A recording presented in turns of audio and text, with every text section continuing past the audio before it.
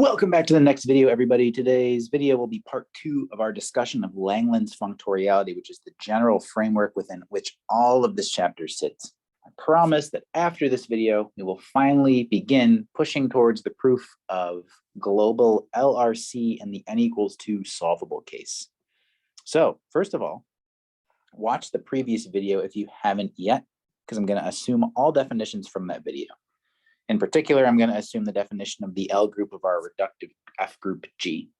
A representation of our L group LG is a continuous homomorphism R from that L group to GLM of C for some M, whose restriction to G hat, also defined last video. Remember, GL was like G hat, semi-direct product of A group of F, is a morphism of complex Lie groups. Okay, so when I restrict this down to my complex Lie group G hat, I better get a morphism of complex Lie groups to GLM of C.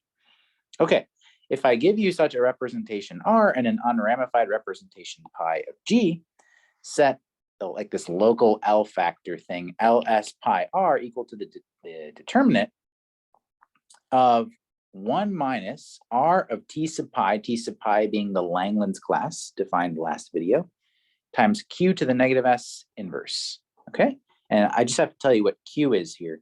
Q is the order of the residue class field of our local field F that we've been working over since last video. Okay, let's look at an example. Let's just let F be the field of p-adic numbers, and let's let pi equal pi sub p be the local component of a cuspidal representation of GL2 of the adels of Q attached to a new form of weight K for SL2Z. And let's let R from GL2 of C to GL2 of C just be the standard representation sending G to G. Then what is LS pi R here? If you calculate it all out, you just plug everything in. You get 1 minus AP times P to the negative S minus K minus 1 over 2 plus P to the negative 2S inverse. Well, what is AP here? It's P to the K minus 1 over 2 times mu1 of P plus mu2 of P. Well, this should look familiar to you. This was one of the defining properties of this representation. Okay, so we talked about these representations attached to new forms a couple of videos ago. This should all look very familiar if you've been keeping up on this series. Okay, Langlands parameters are the next important order of business. A Langlands parameter phi for G is a continuous homomorphism phi from the V group of F to the L group of G. Now remember, the L group of G is G hat cross W sub F. So I want to impose one additional property on this parameter. I want to make sure that for all W and W sub F, phi of W is semi-simple, meaning its minimal polynomial has no repeated factors in Fx. And I also want to make sure that when I compose this map with the projection to W sub F, I just get the identity map from WF to WF. I don't want to actually have any extra information to keep track of by moving to the second factor. Okay? Another thing named after Langlands now that we have to discuss, Langlands factors. To each representation R of the L group LG, and to each class of parameters phi modulo conjugation by G hat, you can attach something called the Langlands factor LS phi R, which looks very similar to this kind of local L function looking thing we defined a few slides ago. It's the determinant of I minus Q to the negative S times R of phi of Frob restricted to V sub I inverse, where Frob is, of course, a Frobenius element in the V group. And what is this V sub I? Well, it's the subspace of C to the D, which is invariant under the action of the inertia group. This I here is inertia group, and in general, V to the C means stuff invariant under C. Okay, when phi is unramified, which of course means trivial on inertia as usual, the phi here is determined by the semi-simple element phi of Frob. And remember, that's G semi-direct product Frob and LG. And so then what is LS phi R reduced to? Well, it just reduces to the Langlands L function, LS pi R. And what is pi here?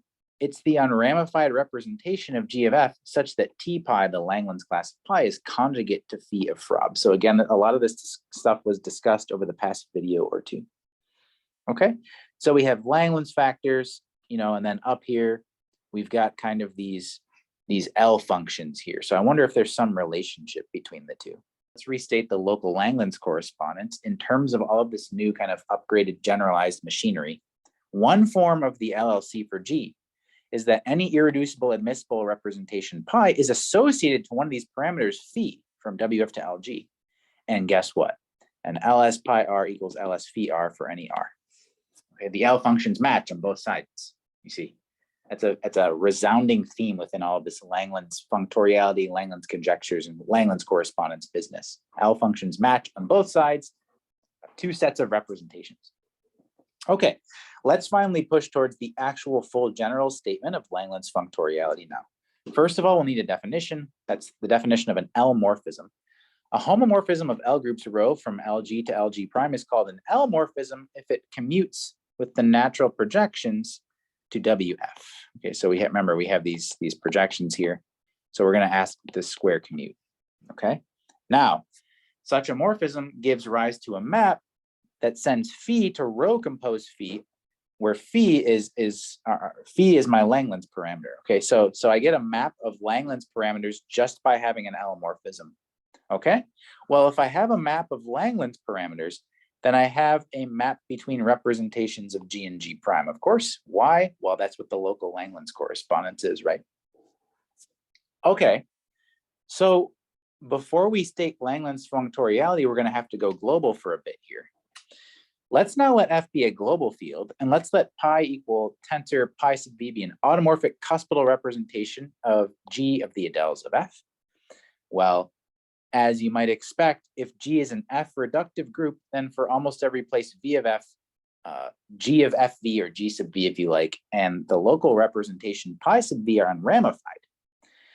And the corresponding Langlands class T sub pi in LGV is then defined, remember, because that's what it took for Langlands classes to be defined. As we saw in last video, you have to have an unramified group and representation here. Well, this means that I can define a partial L function, Ls of S pi r, in the following way. Give me a representation R from LG to GLD of C.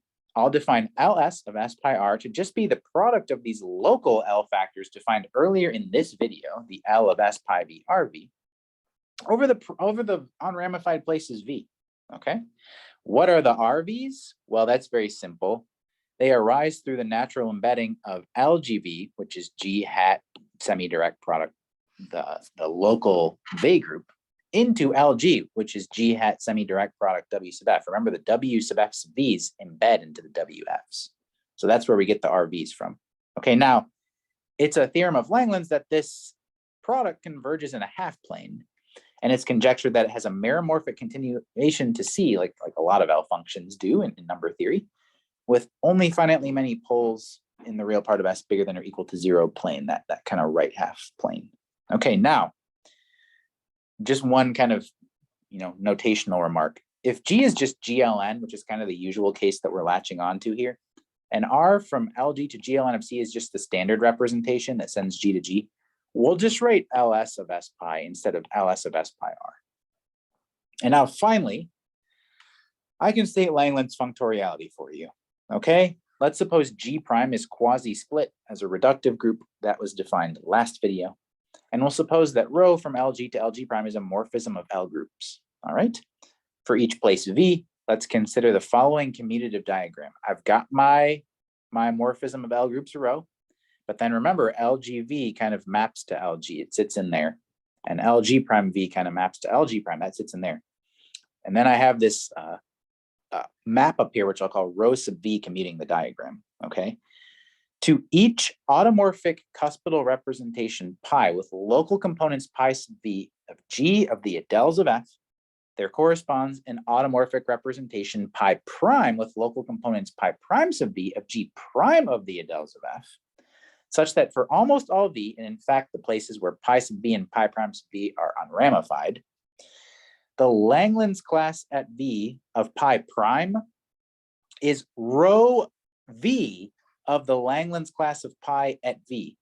You have a functoriality of Langlands classes, you see. That's why this is called the functoriality principle. Let's specify. For any representation R prime from LG prime to GLD of C, LS of S pi prime R prime equals LS of S pi R prime compose rho, you see. That is a result of functoriality. It's like L functions here, like partial L functions respect this morphism rho of L groups. That's kind of what's going on. Moreover, if you believe LLC for G, the Langlands parameter of pi prime sub v is nothing but the image under rho sub v of the Langlands parameter of pi sub v for all v. Okay, that's kind of a restatement of what we said on the last slide. But so I claimed that a lot of what we were trying to do in this chapter sort of sits within Langlands functoriality. Langlands functoriality is generalizing a lot of what we are trying to talk about. What is the principal result of primary concern that we still kind of have not proven yet? That would be LRC. Let's see how LRC is a special case of Langlands functoriality to finish the video. Let's just let G be the trivial group 1, and let's let G prime be GL of n, our favorite reductive group, right? A morphism rho from LG to LG prime, which is GLN of C cross W sub F. What kind of form does that have to take under this extremely simple setup? And well, it has to do this. It has to send one W to sigma of W cross W, where sigma from WF to GLN of C is a continuous representation, right? Well, G is trivial, so its only automorphic representation is just the trivial representation. And the Langlands class is exactly what it has to be. It's just one product from V for every finite place V. Well, what does functoriality say then? It says that for any such sigma, there's an automorphic representation, oh, I don't know, let's call it pi of sigma with local components pi sub V of GLN of the Adels of F, such that what? Well, T sub pi sub V, the Langlands class of pi at V is sigma of the Frobenius at V for almost V. I mean, does that sound familiar to anybody? That's just LRC, right? That's literally the statement of Langlands reciprocity. Okay, so we're going to stop messing around now. Now we're going to begin next video by collecting a lot of the results that we're going to need to actually look at the proof of LRC in the n equals 2 solvable case. So I'll see you then, and thanks for watching.